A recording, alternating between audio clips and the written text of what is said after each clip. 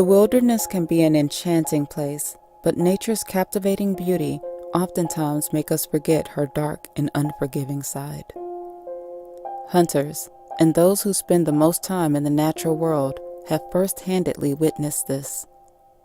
There are secrets left unrevealed, mysteries left unsolved, and knowledge we have yet to comprehend. But each year, more people naively venture off into the wild and fall victim to supernatural occurrences, accidents, and the raw power that makes nature so revered. So whether you're on your way out to the stand, on a hike, or gathered around the campfire, here are 5 stories to remind you of the events that can unfold.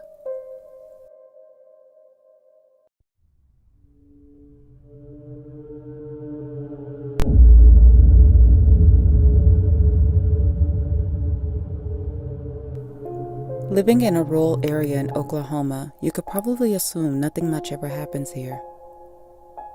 You would be right, but every now and then, things get crazy, and this is by far the scariest thing I've experienced in my 43 years of being here. I'm in my mid-60s. Kids are grown and doing big things in the world. I retired a little before my wife passed several years ago, so now it's just me and a stray cat that hangs around my house from time to time, and a few neighbors spaced out here and there. To pass the time I have left on this earth, some days I like to go fishing at a spot I used to take my youngest daughter. It's still a pretty decent spot to fish, even if it's been discovered over the years. I wasn't too keen on going out that day, but needed to get out of the house and clear my mind. Being in my situation sounds peaceful, but it can get dull and lonely, so I throw my gear in the truck and head off. Picked up a few beers and snacks when I stopped for ice and bait to prepare for a day in nature. This spot isn't far from a local state park, so every now and then a person or two would venture out, take a few pictures by the water, create small talk, and be on their way. Hours passed, beers gone, caught a few sandwich-sized fish. That was it for me. I packed up to head back to the house. Now the road I travel to get to the spot isn't all that busy and gets pitch black at night. The kind that without headlights you can't see 3 feet in front of your face. If you look out the rear window, you definitely can't see past the taillights. So I'm driving along like usual, going slow in case a deer or other woodland creatures pop out, when on the passenger side of the car I see movement in the tree line from the corner of my eye. I didn't think much of it for a split second, thinking it was just an animal getting spooked and running away from the road. Then I realized, as I passed, the figure was getting on the road. I caught a faint glimpse of a person in my taillight's glow. They stumbled towards me and screamed, "Stop." I did out of shock, but a part of me wanted to floor it, not sure what to expect, but I kept calm. I carried a sidearm, so I felt a bit more confident in the decision, but as an extra precaution, I locked my doors as the person came stumbling towards my car. They reached the passenger side door, and I could see it was a woman. Her face, bloodied and battered as if she'd been in a major brawl. Crying frantically, she asked if she could get in my car, all while looking over her shoulder back into the dark woods.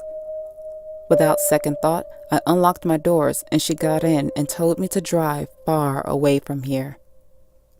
I was trying to ask her questions, but she pleaded with me to just drive. I did, but not before glancing back at the spot that she came. I could have sworn I saw a light in the woods, walking in the other direction, but that didn't matter. My adrenaline was pumping as I glanced between her and the road. Blood mixed with saliva dripped down her mouth and stained the white shirt she was wearing. Her jaw looked to be swollen. Again, I tried asking her questions, like her name or what happened. This time, she answered them to the best of her abilities due to her injury. Note that by this time, I'm also on the phone with 911 to let them know of the situation. Let me just say that I had better service back in my day. Since the dispatcher wouldn't send an officer to my location, she at least suggested to take the woman to a hospital, but I was left to figure out which one. To put it short, her boyfriend planned a picnic date in the woods for the two of them, but somewhere during that time, they had an argument, and it resulted in this. She only fought long and hard enough to get away and luckily stumbled onto the road at the moment I drove by.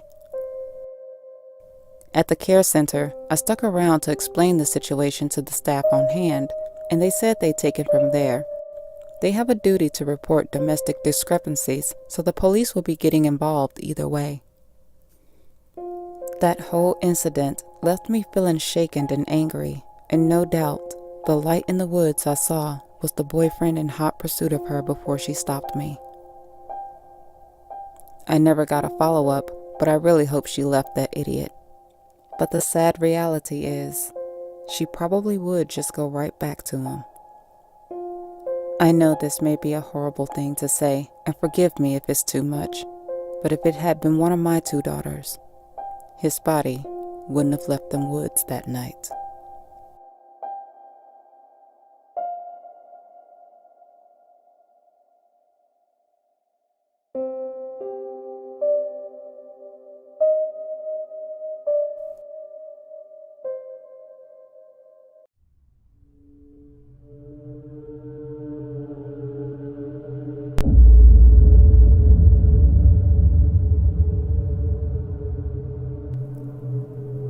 In September 2022, two of my buddies and I made plans to hunt antelope out near the Red Desert in Wyoming.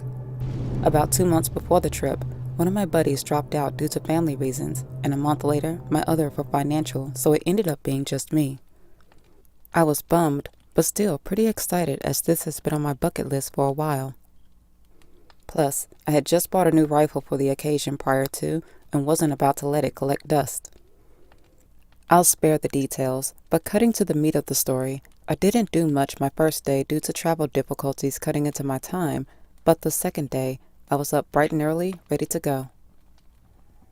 The day went smoothly, and I saw plenty of antelope, but not quite the shooter I was looking for. Closer to the evening, nearing the last bit of legal shooting hours, a decent shooter came into my range. I was debating with myself for a moment if I should take him or not. Even if I lost a day, I still had one more, but then again, you understand. I said, oh, what the hell, and took the shot. He was good enough, and I would have been kicking myself later if I didn't. The animal dropped on impact, so no tracking. With the last bit of light fading, I hurried to it after about 15 minutes so I could tag and began field dressing the animal.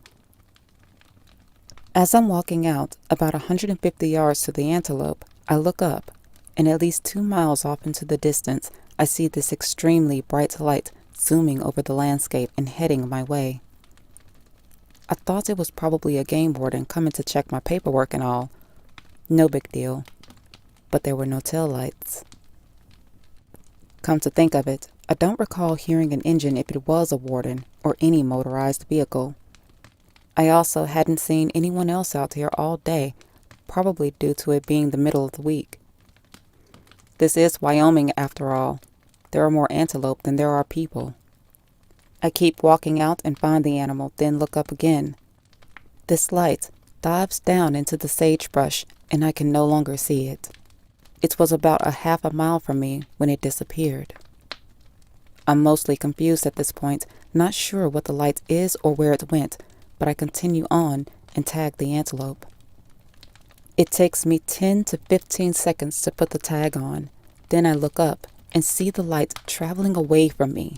It's now a good distance away and going at least 100 miles an hour. It was zooming way faster than any vehicle could travel over that type of terrain. Also, there are no roads or anything where the light is traveling, but the creepiest part was how smooth it was going across the terrain and at that speed. If it was a vehicle, surely it would have been bobbing along with the bumps and grooves of the ground, but this was in a near straight line, almost gliding. For it to be going like that and making no sound, I was pretty spooked at this point. Needless to say, the field dressing job was sloppy, but I didn't care. I just wanted to get the hell out of the area just as fast as whatever I just saw. When I got back to my truck, I checked the time, and only about 45 minutes had passed between when I shot the animal, saw the light, and got back, but it felt like forever. Funny how real time works. I thought I wasn't moving fast enough. All night, I picked apart the possibilities, even called my buddies to tell them about it. They clowned me and made light of the situation for obvious reasons. I got a little sleep and still went out the next day, but this time made sure not to stay out close to dark. I didn't get anything, but also didn't want to encounter that light again or anything worse. Y'all stay vigilant and safe out there.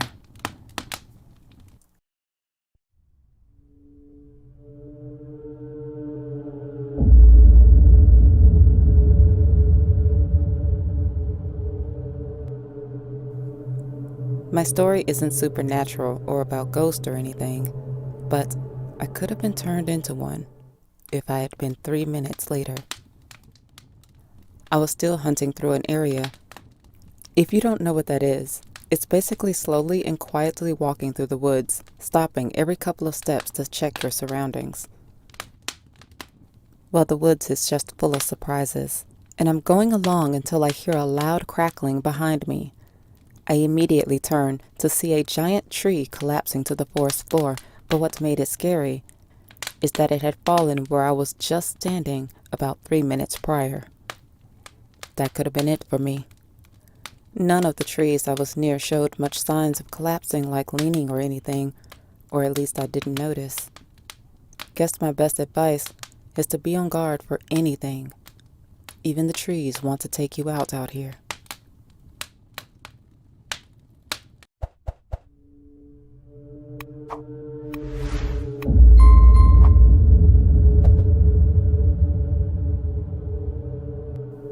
One season, a few weeks before opening day, I was setting up my hang-on tree stand on some property I luckily got permission to hunt. I was by myself, and I have a way of hanging it without help that's worked for me many times in the past. I had my harness and lineman belt on and had been up and down the tree a couple of times before what comes next. I was nearly done hanging the heavy stand, just needed to wrap some extra straps around the base, so I headed back down the tree to get them. I secure my bridge with a locking carabiner that I have to unlatch, then throw back around the tree when ascending. I usually make sure it's locked every time I reattach it to the loop, but for whatever reason, this time was different. I get all the way to the top, about 20 feet, and lean back into my harness, then snap. I felt my body go back further than it should. You know that whole slow motion thing that happens in movies as something tragic is happening? It's real. It seemed the action was happening seconds before my mind could process it, but once it did, I instinctively lunged forward and hugged the tree tightly with my lineman belt now dangling beside me. I really don't know how long I hugged that tree. All I remember is constantly thanking God for what didn't happen. I may be a young and healthy person, but there's no telling how that would have changed if I wasn't quick to react in those few crucial seconds. If the fall didn't kill me, what lay below probably would have. On the ground were these sharp trunks of smaller trees that had been cleared sometime earlier. There wasn't a death trap of them, but there were enough. Some I even tripped over a couple of times, forgetting they were there as they were hidden under the leaves. After getting over the shock, I sucked it up and resumed what I was doing until finished. I seriously don't know what went wrong and where, as I remembered everything was fine up until then. I even leaned back a few times. I know the story isn't about ghosts and Bigfoot, but sometimes the scariest things are the life-altering accidents that are most likely to happen. But hey, the worst didn't happen, and I thank my guardian angel for that.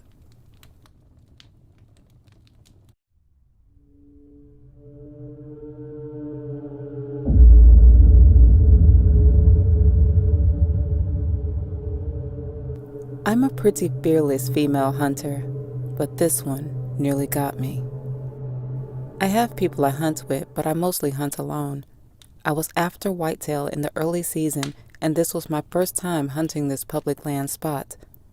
Didn't see anything, but in the near distance heard a deer alarm call that caused me to jump out of my skin. I hate hearing it, but I knew they couldn't have been blowing at me. Yeah, I sweated on the way in, and with it getting closer to the evening, the thermals are dropping, but I was at least 20 feet up in a climber and the wind was to my face, blowing my scent in the opposite direction. I ruled out I was the possible cause. Maybe another hunter was busted or some other predator. Nothing else happened the rest of the sit, but I like to wait until it's good and dark to leave the stand. So I'm walking out with my red light on my head when I hear a little scurry next to me on the ground. I look over. It's just a little armadillo. Okay, no big deal. I think nothing of it, but switch the light on my head from red to bright white so I can better see. I hit the access trail and halfway through look to my left to see a pair of eyes bobbing towards me. For a moment, I thought it was another armadillo, but realized it was a little too tall.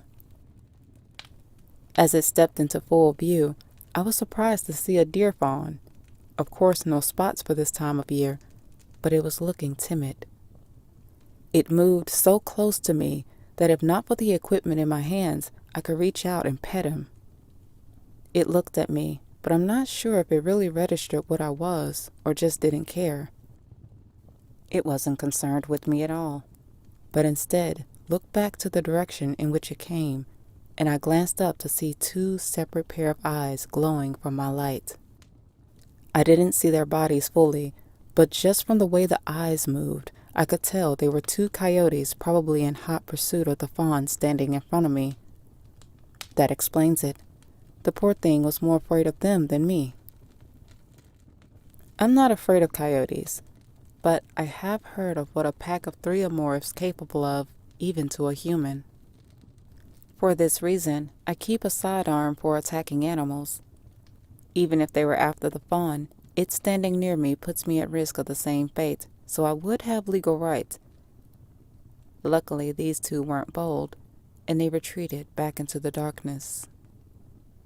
I don't know how good my aim is in the dark, but if it had come to that, then at least the noise would have hopefully deterred them.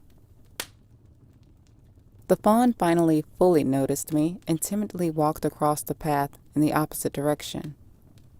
Then I started to walk again and it ran full speed. It was a cool, close encounter, and me just being there possibly saved this little guy's life, or at least earned him a couple more hours on Earth. Nature is nature. But I was driving down the road leaving a different spot close by a few days afterwards, and a doe was crossing with a fawn. I like to think it was the same little guy, but of course, I will never really know.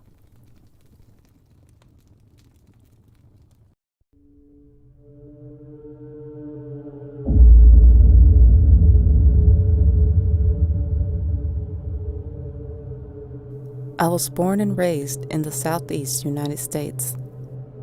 A friend of my friend and hunting buddy, whom I refer to as Dan for the story, invited us on a rabbit hunt he hosts on his property in Alabama every year. It was February, and anyone from these parts would tell you that it indeed gets cold here during that time, regardless of being the South. It was to take place over a holiday weekend. Come the morning of the hunt, the host, Dan, myself, and several others who were invited stood around chatting, sipping morning refreshments while getting our gear together. Not to forget the dogs. Now there were two sets of beagles for this hunt, one pack belonging to the host and the others to one of the guys in the group. I'll just call him B for this story. The morning went well. We started with the hostess dogs who stirred up a few nice rabbits. A fond moment was when I and another guy in the group shot at one at the same time. We called it a draw, and I suggested to split it, but he offered me the whole thing. The morning was filled with jokes and good sport, then we broke for the afternoon. For the afternoon hunt, B's dogs were up, so the first set of dogs could rest from the morning. He put a tracking collar on 3 of them while others started sniffing around to get on a scent. I didn't know much about rabbit hunting, as I'm more of a deer hunter, but I had guessed he put them on the most experienced dogs in the pack, assuming the rest would follow their lead. These little guys really enjoyed what they do, and it was enjoyable watching them work. The second portion was pretty slow, having gotten one after about 30 minutes in and missed another. An hour or so into the hunt, we had lost sight of some of the dogs, but could still hear them in the distance periodically barking. B monitored the device in his hand that locates the dog's whereabouts. I'm not sure how he was reading it, but I was reading the expression on his face. For a moment, he didn't seem too concerned until a little later when we caught up to a few of the dogs. They were still doing their thing as I watched with intrigue, passively hearing a few words between B and 2 others in the group. He was showing them the device, and I just remembered hearing a "I don't know" followed by a "let's go see." Then they started heading off in another direction. My buddy Dan was talking with the host a little distance away, and I kind of kept to myself for a minute until another hunter struck up a conversation, but I passively listened. I started to wonder where B and those others went off to.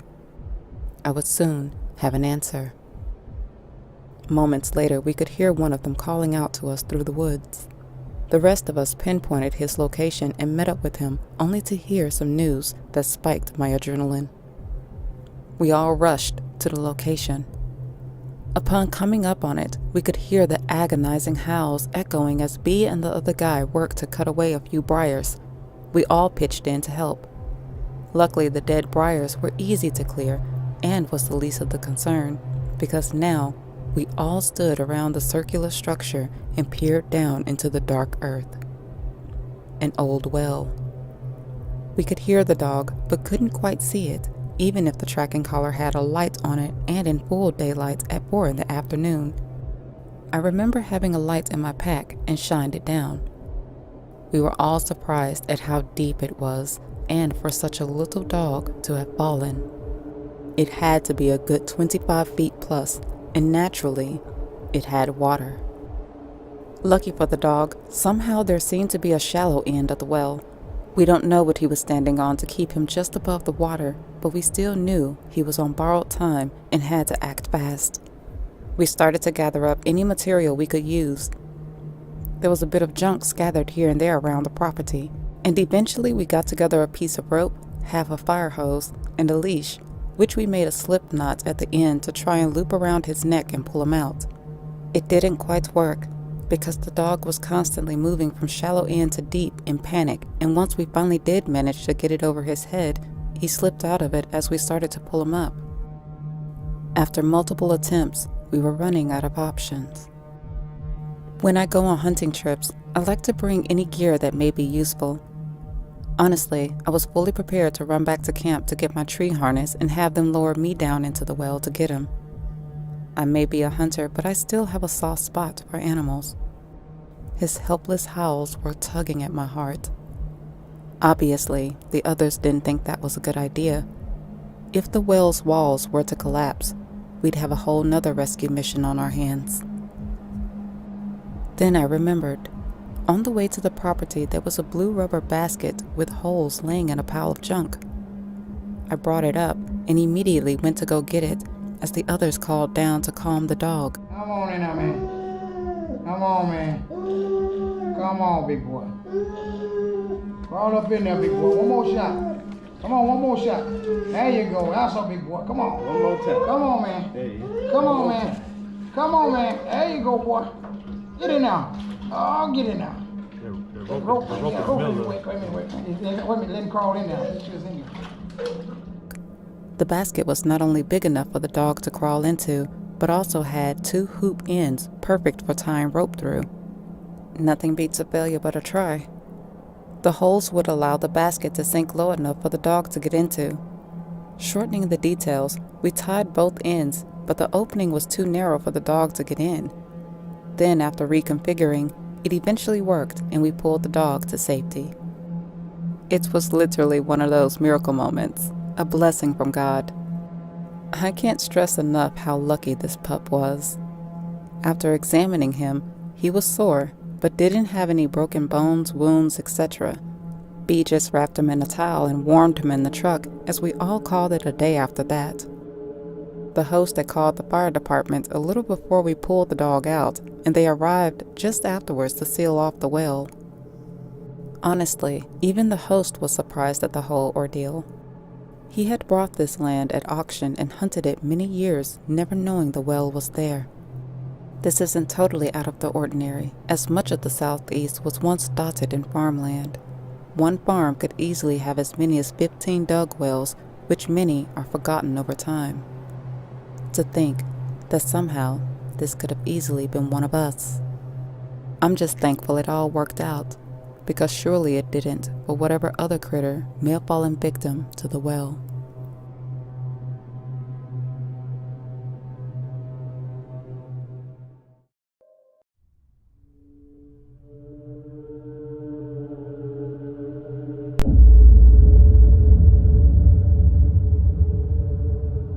This happened to me when I was 12 years old, growing up in the 70s. I didn't hunt, mainly because I didn't have anyone to take me, but before my dad passed, he taught me how to fish, so I would sneak away to a little creek in my neighborhood to do so from time to time. It was just my mom and I, one Sunday, traveling to a special second service at another church. I remembered being annoyed with her because I didn't want to go, but just relax at home before school tomorrow. I was a big kid, right? Needless to say, she got her way, and it was a pretty quiet trip. We get onto the freeway, and I'm looking out the window to see that we are now driving behind a black pickup truck, and on the back of it is this beautiful black Labrador retriever. He was just enjoying the ride like any doggo would, with his tongue hanging out and enjoying the breeze. I'm sure he was getting plenty of it. It was quite windy that day. There were clues that he was more than just a pet, but a legit bird dog. But whether they were coming from a hunt or going, I don't know. Growing up in the country, I still knew what hunting and recreational sports looked like. Everything is normal for a while, and we kept pace with the truck and other cars cluttered nearby. Watching the dog made me feel a little bit better about my situation. Animals have that calming effect, but I turned my attention to other sights around. Then, in my peripheral, I see the truck make a lane change in front of us into the right lane, and the next thing I knew, something black comes flying diagonally towards the side of my window. My mom slightly panic swerved, and it misses, but from my mirror, I saw the black dog wallowing in agony on the side of the road. Mom regained the lane and slowed down to see if I was okay, but I was more worried about the dog, and the worst part, the truck he came from was still going. He probably didn't know yet that his dog just went flying out of the back of his pickup, and we couldn't go back to recover it. Thankfully, I could see that another car was in the process of doing that, so I yelled to my mom that we had to catch up to the truck, which she protested for a moment, but then floored it. We then saw the truck, now a few cars ahead, slowing down and pull off to the side, in which the owner, dressed in duck hunting camo, frantically got out, looking around in the truck bed, thinking maybe his dog just laid down. We pulled up shortly afterwards, and I jumped out, running to the guy to let him know what happened. He looked like he was about to open the floodgates when the other car pulled up behind my mom's, and a woman on the passenger side got out. We could hear the dog's cries from their back seat. The man runs over, and the woman said to be careful getting him out because it seems his leg was broken. She helped him carefully move the dog from her car to the back seat of his pickup. The man graciously thanked us. He was holding his composure, but we knew he was going to cry in the car. Aside from a busted leg, it seemed Doggo was going to be fine.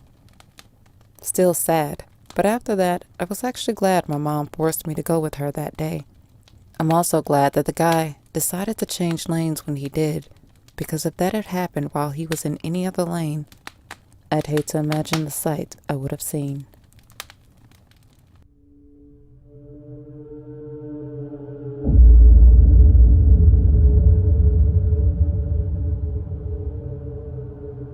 So about 4 to 5 years ago, My buddy called to say that he shot a doe, but she ran into the woods and wanted an extra set of eyes to help track. I, of course, got my stuff together and headed over. By the time I got to the farm he was hunting, it was night, but we still headed out across the field. Now, if you've ever been to the country, you'll notice the lack of streetlights or any other lights aside from homes. While approaching the tree line, I noticed what appeared to be a porch light through the woods, so I asked him how far off that house was and what other houses were around. He assured me that there were no other houses or anything. I assumed he was confused, so I pointed the light out to him, and he was baffled. At this point, we're 200 yards from the tree line, and without anything to compare the light to, it was hard to gauge how far into the woods it was, but it appeared to be 100 yards in. It's about then we realized the light is moving toward us, but not like someone walking with a flashlight or headlamp. There was no sweeping, no up and down bobs, and was about 8 feet off the ground. This is not easy terrain either. It had been logged years before, so the underbrush was extreme. Mix that in with old skitter ruts and everything else. We immediately knew something was off. It moved smooth as butter and completely silent through the woods. When the light eventually got to the field, it stopped for a moment and traveled to the left of our perspective for about 50 yards. Stopped, went up about 15 feet, then back down, then back up. It was eerie, but didn't seem dangerous, so I turned to my buddy and asked if we should get closer to it, but without missing a beat, the only thing he had to say was, "Why?" Right when he said that, it was as if the light focused on us, like we had surprised it or something, and the entire area around us lit up with a dim light, as if it was a full moon. But there was no moon in the sky that night. We were both officially freaked out and agreed it was time to get out of there. We hightailed it back across the field, daring to look back. We debated about it, but returned the next morning for the deer. We searched around for possible explanations, but couldn't find any. Several weeks went by, and I decided to tell my dad about it. He knows the owner neighboring the farm and thought it would interest him. Well, come to find out, the guy told my dad in a serious tone that he too had had many encounters with this light before, but never told anyone out of the fear of being deemed crazy. I know it wasn't a human with a flashlight, wasn't a drone, and I don't know of any animals that are capable of this. I do have a guess, though. After hours of research, I came across a Native American folklore that spoke about orbs of light that protect and guide white-tailed deer. I always wondered if that was what we saw, and it was trying to show us where his deer was so it didn't go to waste. I'd be interested in hearing what anyone else have to say about this.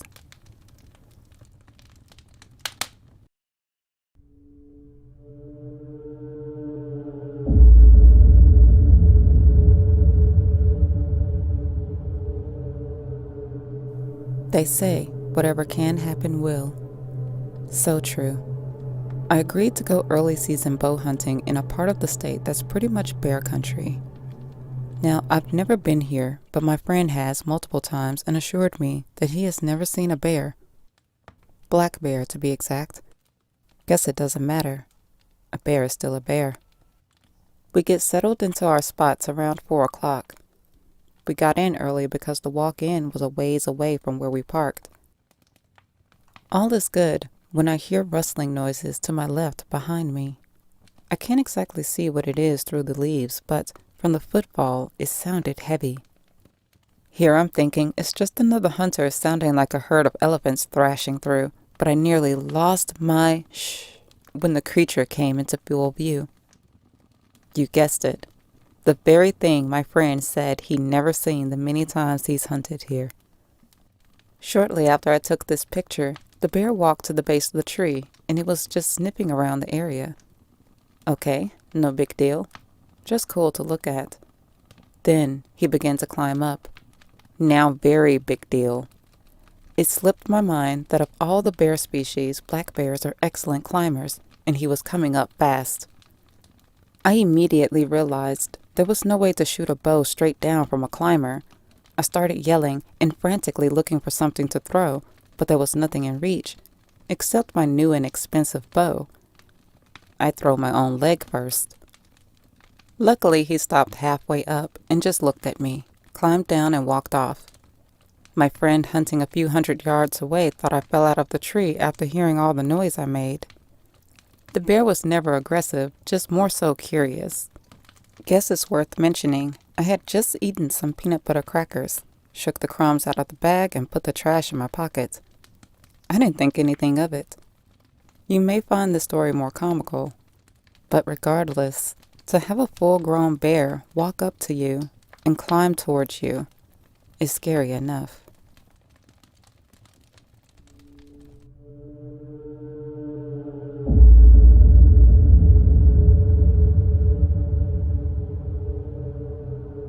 I was a first-time self-taught bow hunter at the age of 17. This is a time before smartphones, hunting apps, and the internet was the go-to place for information. Just books, a map, and putting boots to the ground. I shot my first deer, a doe, on public land on my second sit ever from the ground. No blind, just a stool to sit on and natural cover I put together with fallen branches and other forest cover. It was an evening sit over a small food plot when she stepped out with a few other does. Adjacent to the small plot, there was a bedding area consisting of dense young trees that she darted into. The blood trail was heavy, so I thought it'll be no problem recovering her before dark and that she probably didn't go too far into it. I still gave it a good 30 minutes before pursuit. I marked the starting point with a piece of toilet paper and continued to do so every couple of yards in. The trail was so good that I felt I could walk up on her at any moment. But suddenly, the trail became a bit faint, so much so that I started to confuse the red specks on leaves as blood. On top of that, I was at least a good 75 yards into the brush now, and light was fading fast. Sure, I could have backed out, but I lived an hour away and I had to work the next day, so it would be a couple of hours before I could come back and recover her.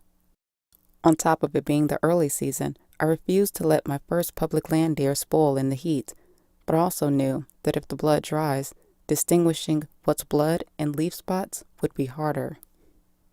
With fleeting light, the least I could do is pick back up the trail to mark it before calling it quits, but by the time I did, it was so dim and light that the thicket was just shadows of trees. Also, I had lost sight of the last strip of toilet paper I set to find my way back. Now completely dark, every direction looked the same, and I really couldn't tell which way I came from or which way I should go. Even with my little flashlight, I couldn't see much past its dull shine, and at this point, I'm making educated guesses on the possible way out and moving the best I can through the thicket of trees, hoping to stumble upon my last mark. Prior to, I checked the time I started tracking and an hour and 20 minutes had gone by.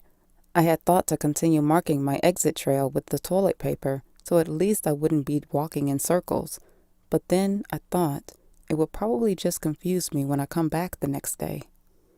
I pressed on until suddenly a terrifying growl froze me in my tracks and caused my blood to run cold. I guess now I should mention that this public land also has black bears. I hear loud rustling but can't see which direction it's coming from. Questions race through my mind like, is it a female with cubs? A huge male? Is it even a bear? Or something worse? Whatever it was probably drawn to the blood of my deer as I wasn't wounded or didn't have any food on me. Maybe I am the food. I'm petrified, in the middle of a thicket, armed with nothing but a dim flashlight, bow, somewhat good knife, and some toilet paper. At least 2 of those things would be most useful. I stopped moving for a while, afraid that if I move, it will move too. I kept thinking, what if it's being quiet because I'm being stalked? And I envisioned a hideous creature like a wendigo surprising me from behind. My breath shortened as I intently listened to the nightly sounds around me, trying to pinpoint the creature's whereabouts.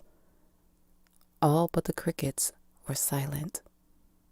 I really don't know how long I stood there, but the uncertainty caused panic to set in. I had to make a move, either stay put and hope to make it till morning, or find a way out. That panic turned to adrenaline until I came up with the idea to take a strip of toilet paper and tie it around one of the trees to mark my exit starting point. That way I would know I've been to this point already and that this trail from here on is not the blood trail. I carefully planned my direction and marked nearly every inch of the way until eventually I exited the thicket into some open hardwoods. I'm relieved, but not out of the woods yet. At least now I have better visibility around me and in somewhat of a familiar area, judging by the twisted trees. I marked my last exit point and started 200 more yards out of the woods towards where I knew my car should be. A total of 3 hours from when I shot the deer, saw the last blood, and trying to find my way out. The possibilities of being lost, stuck, and attacked? Not a fun moment for a first-timer. Still, I went back the following day after work and in mid-80-degree heat to recover the doe. Ended up finding her within 20 yards of where I exited that night, had I just gone maybe further to the left. It was a hard shot, and my arrow was still inside her. The meat spoiled, but not too bad due to her being under the shade of the trees. I just made her into dog food for our senior dog, Jackie. She enjoyed it. Despite the ordeal, I felt proud about seeing the process all the way to the end.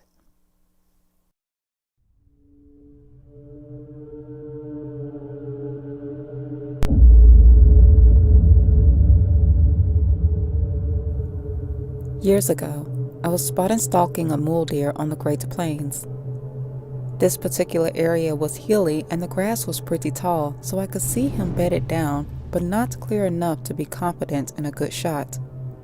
My rifle is dialed in to 800 yards, but my comfort range is half that, so I wanted to get closer and a bit higher up on the nearest hill to him. I'm concealing myself downwind and through the tall grass, crouch walking, crawling, and even belly crawling in some spots until I get within my comfort range. I figured the distance was good enough because it took me at least 30 minutes to get in a good enough position. He's now standing in his bedded spot, and though he wasn't on to me, he was facing my direction and I hadn't quite set up yet. Note that even if I'm downwind, I have to be careful of my movements because I'm just above his head level and he could possibly still pick me out at 411 yards. For distances like this, you want to anchor yourself low to the ground for better stability. So I'm on the ground, watching the deer for a moment when I move a little and hear rattling to the right behind me. I grew cold and turned to the source of the sound to barely see this huge rattlesnake camouflaged in the grass and within striking distance of my leg. Now I had on snake boots, but that didn't help, because he struck me in my right thigh quicker than I could think about my next move. I reacted and rolled away a little down the hill. The pain was almost immediate, and the bite felt like a fiery knife stabbing me. I don't know a whole lot about snakes, but I have heard the advice to stay calm to prevent the rapid spread of venom. I lay there, trying to collect my nerves while I reach for my phone to dial 911. I tell them my situation, and they said they were on the way. The dispatcher stayed on the phone to keep me updated, but I just remember passively listening and responding to more questions. Even if I remained calm in a physical state, my mental was running wild, reflecting on many things. One in particular was my daughter's wedding in a couple of months, and how I may not be there to walk her down the aisle. I know I had to stay on the phone with the dispatcher, but a part of me wanted to hang up and call my daughter to let her know many things in my possible short time. Things like I love her, and I'm so proud of her, and that she will have a wonderful family and a full life. Of course, I didn't do that, because even if it felt like forever, rescue arrived by helicopter somewhere within 20 minutes. They immediately started loading and treating me as I was airlifted to the nearest hospital. To put it short, I didn't have to have my leg amputated, just very swollen and sore for a few weeks afterwards. I walked with a bit of a limp for a while, but fully recovered in time for my daughter's big day. I don't know what that mule deer must have thought if he was watching the whole thing. All I know is that we both escaped with our lives that day.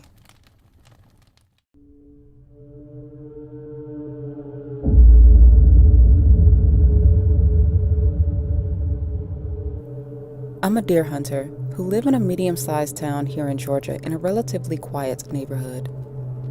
It's a no-outlet street with 7 other houses, which one house, the one that sits offset and across from mine, had been up for sale since summer of 2018 until someone finally bought it about a year later. A single woman that looks to be in her late 30s. Slim build. She wasn't ugly, just crazy, and I'm about to tell you just how much. Once she was settled in, we both so happened to be outside one weekend, so I decided to go over and formally introduce myself. You know, the whole Southern hospitality thing. She said she was from LA and moved here for work, and though she would rather be closer to Atlanta, it was cheaper in the rural areas and she doesn't mind being around nature. Now there's 13 acres of woods surrounding the back of the houses that aren't fenced off, so deer would come into the street and into some of the yards from time to time. Especially at Jeff's house towards the end of the street, who has a garden out back. Not to forget the raccoons raiding the trash and the coyotes that howl, so she would definitely be getting what she asked for.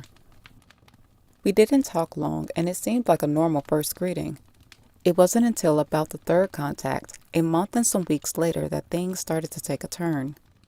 I come home from work one evening, go to check my mailbox, and I'll refer to her as Karen, is sitting on her porch. I greeted her and she smiled and waved me to come over as she too walked to the edge of her yard. I crossed the street and we made small talk for a minute, but then she straight up asked if I hunt. Now there isn't anything obvious around my house that would indicate that I do. Even my gear I keep in the garage, but I don't bring it out until closer to season, which was 3 months away. I never told her, even when I brought up the deer that come out, but I said yes, and she told me she figured I did, because of the one decal on my truck and the camo sweats I wore out of the house that day. Then she smoothly transitioned into how she used to be interested in that stuff, then found out how intelligent animals are, so she became vegan in the whole 9 yards. I personally don't care what people's dietary choices are. I mean, that's one less person I have to compete with for the food I like. Jeff, who has a garden, is vegetarian, and he gives me and the other neighbors the extra from his harvest when he can. She proceeded to tell me that she was having a house party in another week and invited me to come. I said I'd see about it, and we ended things there. The day comes, and it's actually on one of my off days. Now I like to sleep in on my off days, so I was just waking up when they started to play music at about 1 p.m. It was a fair turnout. A couple of people from, let's just say, various different subcultures of society attended. Even a chicken that a lanky guy with blue spiky hair was holding like a baby. Yeah, I could definitely tell this was not my crowd of people to hang around. Even if I didn't have anything that needed to be done that day, I decided I was going to leave and go find some business until the party was over. As I'm getting ready, I hear loud singing and peer out of the window again to now see the people in a circle on the front lawn singing some weird kumbaya song I've never heard before. Now Karen has a backyard, like everyone else, so why she decided to stay in the front and party, well, I have my theory. I'm ready now, and walking to my truck when I hear Karen loudly call my name while smiling and waving. She yells, "You coming?" I make up some BS lie about why I can't and leave. As I'm driving down the street, I hear someone in the group yelling out, "Let them live." I of course ignored it, and didn't return home until later that night. When I got back, the party was over, but there was something on my porch with a note saying, "Sad you missed the party. Here are some vegan strawberry shortbread cookies." They did look good, and at any other time I would have accepted this as a kind gesture, but given the recent event, I was kind of weirded out by Karen and her crowd that I ended up just throwing them in the trash. The next time I encountered her, she asked about them, and I just told her they were good, but made sure to keep the conversations brief from then on. For a minute, she continued to leave me vegan treats here and there, until I politely rejected. Nothing much happened between then and hunting season, just small weird things like when I would leave for work, She would sit on her porch early mornings pretending to do stuff. Or, when I pretended not to see her so I wouldn't have to speak, she would stand in her front yard looking at the grass for no apparent reason, then watch me as I drive off. One day I came home and there was a sign in her yard, and on it, "Are animals and humans joined in a circle?" In the middle, it read, "We are sentient beings." Just a general statement, but I still feel it was directed at me. But hang on to your horses, because the real ride is about to begin. It's September, and 3 weeks into early bow season. I'm more of a rifle hunter, but still take advantage of what I can since rifle is mid-October. I had been out a couple of times prior, but one afternoon on a day I had taken off to go with a buddy on some private land, I discovered my driver rear tire is flat. It was fine when I was putting things in my truck yesterday, but still examine it for possible cause. Mind you, these are some pretty durable tires designed for 4x4 off-road vehicles. They don't take damage easily. Well, there's a small but deep cut on the side. I'm thinking WTF and try to remember what I had done that possibly caused this. Then I thought about Karen. Now, I had no proof it was absolutely her, but given the circumstances, it was a high possibility. My buddy offered to come get me, but I had to work the next day and needed to get this fixed today, so I had to pass on the hunt.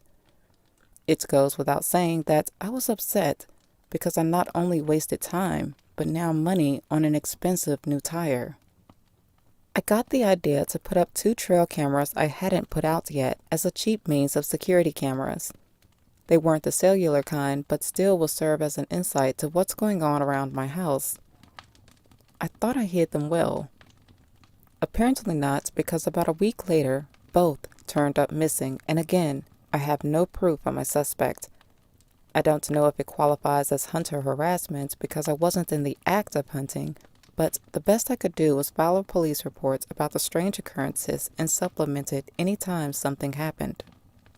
Karen, on the other hand, would act normal and friendly when I see her. Even if I suspected her, I played it cool because I didn't want to give her the satisfaction that it bothered me, and I couldn't just accuse someone without proof. Still, nothing like this has ever happened in my 7 years of living here. Now, I'm usually a low-conflict guy that's easy to get along with, but I got the idea to be petty and do little things that would annoy her without vandalizing her property too. I would set up my deer decoy target in the front yard and practice archery. Come opening day of gun season, I got a decent buck, and my buddy downed a doe. Instead of taking them to a processor, I got a hitch hoist that connects to the back of the truck. We brought them back to my house to skin and quarter them out ourselves in the front yard while having a private party. Beers and music, even a few other hunting buddies showed up after their hunt. This must have sent her on edge because Karen left the house looking visibly upset. I must admit the karma was sweet. One of my buddies joked to throw the head of the doe on her front porch, but I thought that would be too much, if not obvious revenge. Jeff rolled by at some point to congratulate the harvest. Then, he casually brought up that he was coming home early one evening to see Karen shooing away some deer that had come into my yard. Now, I don't like getting others involved in my conflicts, but I told him about the other incidents to none he witnessed. I actually continued this throughout the season, skinning and cleaning 2 others. Karen intentionally avoided me, as she should have, from the beginning. But when I came home one day, a note written in red that said, "I hope demons hunt and gut you and others like you for all eternity." This would be the only piece of hard evidence I possibly had on her, and I supplemented it too. The next time I saw Karen, I told her I have witnesses and would press charges if I find that she's been on my property again. She cussed me out, and I said some choice words back, but that was that.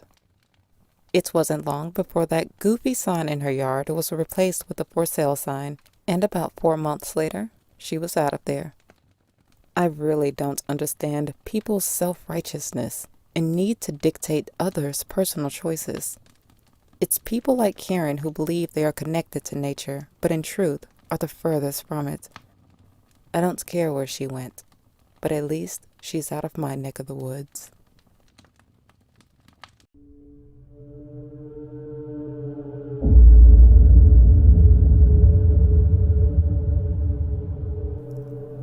I'm a Black or African American woman. That piece of information is relevant for the story. I grew up in a relatively peaceful, somewhat suburban neighborhood that has 2 big lakes that I love to go down to not only fish but hang out.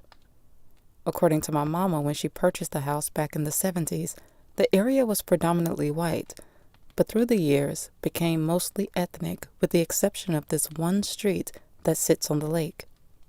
When riding my bike through as a kid, I would see mainly a lot of elderly whites, so I guess the move wasn't worth it to them. There was this one house in particular that didn't hold up to the appearance of the rest, and it would always give me an uneasy vibe. It wasn't exactly trashy, but a house is usually the reflection of whoever lives there. Dull, angry, and lonely. Anyway, as a young adult, I went back to my childhood home to visit my mama after moving away to the state's capital for college. I did the usual activities I enjoyed as a kid to, relive the memories. It's a nice day, and I'm at the lake with my dog, not fishing this time, but listening to music and reflecting on things, when I notice a simple John boat making its way over to 2 other Black guys on the opposite side. They had been there for a minute fishing. I go back to minding my business when I hear shouting from across the lake. It's the 2 Black guys and a white guy in the boat. They were far away, but still close enough for me to hear that it sounded like they were having maybe an argument of a sort. Maybe because I had headphones on. Aggressive or friendly debate, I didn't know, and I kinda didn't care. Knowing guys, I thought it may have been about a sports team or something, and I again go back to minding my own business. After a minute, I notice the 2 guys pack up and start to leave, and the man in the boat steered away. Okay, I still don't care, minding my own business. Then, as the men are driving off, the boat is heading my way. Now, I don't have a reason to fret at this moment, but I didn't feel like being social either. Still, I stood there next to the lake with my dog, headphones still on and world music playing in my ears when the guy in the boat approaches. When he is near enough, I could see him clearer. White male, in his 60s, gray beard, yellow shades, scrawny build, no shirt, and a peg leg. Yes, a peg leg. I just mindlessly and politely asked, "Catching anything?" Just to strike up a quick, meaningless hey goodbye combo. I didn't even take my headphones off, but through a soft spot in the music, I heard the guy say, "I ain't doing no fishing. I come to run your Black ass out of here." Now I take my headphones off and hear the guy go on a complete racist rant.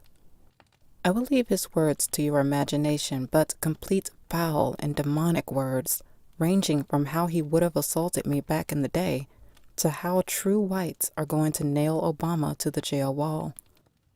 This was back sometime 2010, 2011, a time I wasn't keen on politics, so I had no idea what he was talking about. But I won't deny that I threw some choice words myself in the heat of the moment. That was before noticing him constantly reaching down beside him, pulling up and putting down an object in the boat. He seemed like he was fighting with himself on whether to do something or not. Then he lifts it high enough that I could see. It was a double-barrel sawed-off shotgun. I froze for a second, but my body instinctively starts moving away. Not turning my back on the guy, I was more angry than scared due to the adrenaline, but I stayed silent and gathered my dog as he continued his erratic rant. I told the operator everything, and they said they'd send someone out. Honestly, I didn't expect the outcome. Within about 45 minutes, I hear a siren and 1 squad car zooming through the neighborhood past me in the lake, followed by several other sirens until there was a whole unit of police and SWAT team blocking off the street I told you about earlier. At that house was a standoff. The police and SWAT team had guns drawn and a negotiator at the door. Naturally, neighbors and bystanders tuned in to the drama that took place for a good minute until eventually they came out with the guy in handcuffs. A peaceful resolution. But don't think that was all just for me. I was just the straw that broke the camel's back. According to the police, this guy had been on their radar for a while. Neighbors were reporting his strange behaviors, such as harassment, in addition to getting in his boat late at night and rowing over to the other side of the lake, disappearing into the woods for hours. Aside from harassment, those things in itself is odd, but not illegal. What was, is what he was doing. The thing that tipped them were the strange smells that would come from the other side. There is a gravel road over there, but because it's so far off, no one ever really goes over there. Earlier that day, I saw a man walking two dogs on the gravel road. Turns out he was an investigator, and in his reports said that the man had built a small shed in the woods that contained so much cocaine and other substances that if ignited, it could definitely cause an explosion. Our calls came in around the same time. Equipment to make the stuff was sieged too. That explains everything. The smells were him cooking up the drugs, and him scaring people off was his attempt at protecting his operation and keeping it secret. The drugs wasn't an influence on his racism, though. When talking with one of his neighbors during the standoff, he explained that the guy was indeed a former white knight and did those things back in the day. He said that because of his stubborn ways and failure to adapt to the changing times, his wife divorced him and son wants nothing to do with him. Had a heated argument with him years prior in the front yard and hasn't been back to the house since. So now he live out his days, cold, angry, and lonely. And like I said before, his house reflected that. I don't know what charges that guy was slapped with, but it must not have been strong enough. About a year later, I saw him in his front yard when driving by.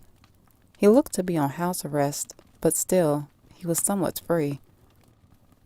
After the ordeal, that night when my nerves had settled, I sat in my bed in the dark when the grim reality of how that could have been my last day set in. It hits me harder when a year or so later, the news of Trayvon Martin shook the nation in the same concept. Black person minding their business when an erratic white person shows up to end their life. I didn't grow up in the era of segregation and civil rights, but from the stories, then living it, put into perspective of what my folks went through back in the day, and on a constant. This experience hasn't made me bitter, though. There are buttholes in every race, and I still treat everyone with respect and live by the principle of, I give you what you give me. In the end, I just want to be around good people.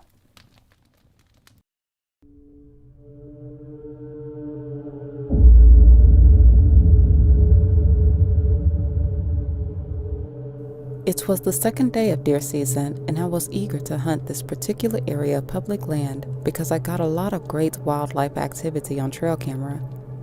Deer, turkey, small game, even coyotes. It seemed promising, but unfortunately, I wasn't the only hunter in the area that day. Or so I thought. After arriving mid-afternoon, I saw a guy parked a little ways away off the side of the road near a winding curve. He didn't see me, or at least he didn't care. Instead, he gathered his bow off the top of his gray pickup truck that looked to be an old Ford Ranger and started for the location I had planned to hunt. I know there are no such thing as spots on public land, but it is discouraging when you put in the work to find the location, only to know someone else is there too. So feeling like a kid that wanted to get there first, I hurried my things to head in. I go in on the path closest to me just moments afterwards. Eventually our paths would connect in a lowercase h shape about 100 yards in, and the land was pretty well managed to where you could almost see clear through the woods. I couldn't spot him, but as I rounded the corner, I caught a small glimpse of movement entering the spot I wanted to. It's also where I had my trail camera still hanging. I felt crushed that I possibly wouldn't get to hunt that spot. I stood a distance away, conflicted on if I should speed scout another location or at least go and ask if he was actually planning to hunt there. Maybe he was just using it as an access point. I head on, and thankfully, after getting to the area, he wasn't around. I didn't know where he went. I just assumed he went further into the woods. Crazy part is that this guy was moving pretty fast to be so stealthy. I never heard anything from his movements. Of course, there is the distance, but not even so much as a stick crack. I took down my trail camera and set up my climber. When I tied the rope onto my bow, I realized I left my freaking release at the truck. Usually I keep it attached to my bow, but that morning I got a couple of practice shots in and got sidetracked with several other things, so somewhere in between forgot to reattach it. I was annoyed with myself, but luckily I had time to spare. At the small parking across the road, there was another hunter getting ready at his vehicle near mine. I look and listen for approaching vehicles coming from around the blind corner before crossing.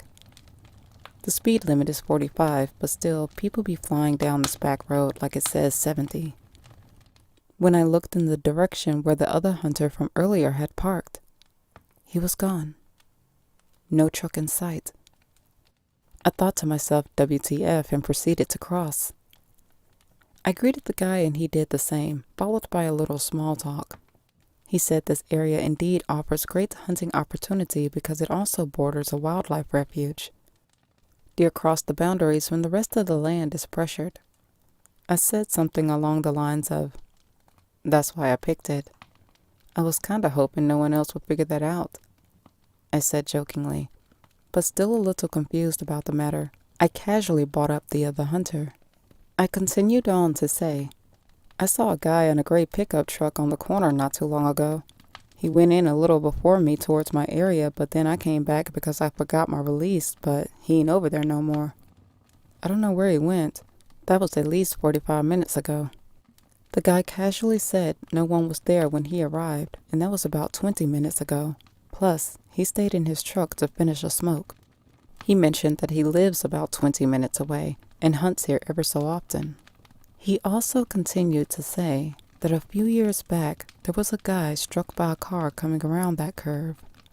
He only knew about it because he had parked near the same curve when a game warden pulled over to check his license and advised him to park further back, pretty much where we are.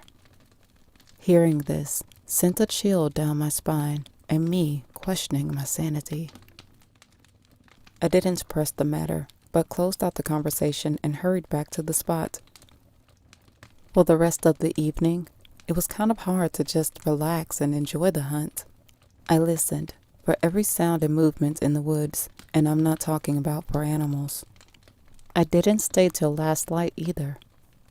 I packed up at the ass crack of dusk. I spooked some deer on the way out, but whatever. Something else spooked me more. It's been 2 years now, and I haven't been back to that area, but I do hunt a little down the road from it. Nor have I heard anything else of it since.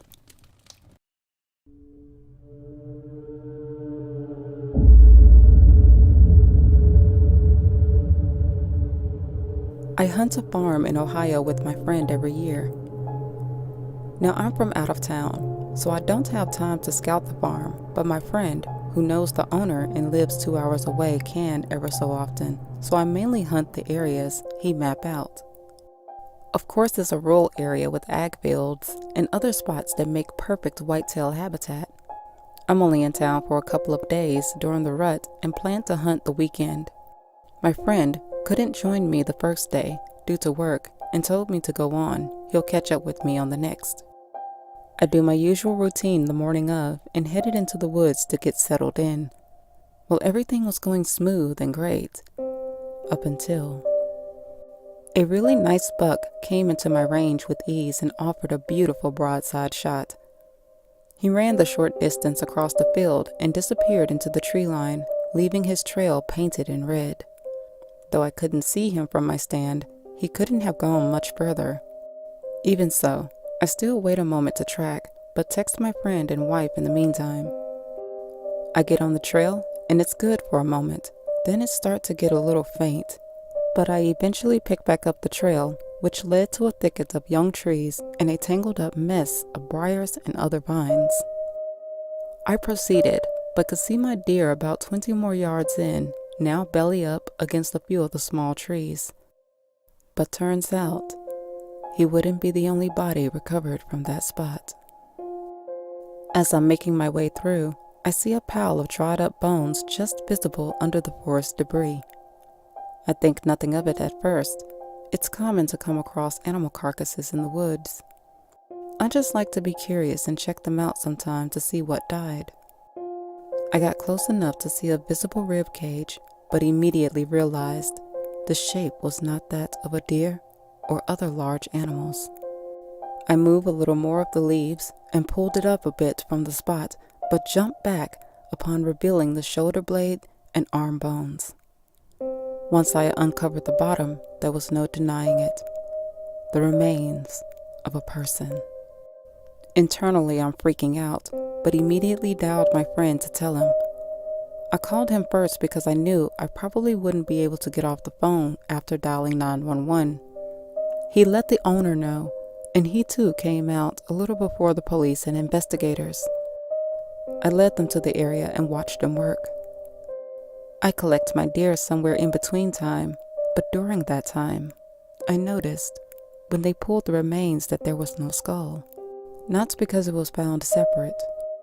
It wasn't found at all. The logical answer was that an animal carried it away, but how does that explain the hands and feet? Investigators say they were removed to prevent identification, so it was clear. This was a murder case. They told the owner they would be in contact if they needed anything else. You know, I've always heard that hunters help solve a lot of missing person cases, which makes sense because we're out here in the woods more than the average person and stray off the beaten trails. Just never thought I'd be a part of that number. I kept an eye out for a news story or something, but don't think anybody ran one. You would think something like this is newsworthy, but I guess murder happens so often that there's only so much they can cover. I'm just glad I was a part of helping the victim and their family get one step closer to justice.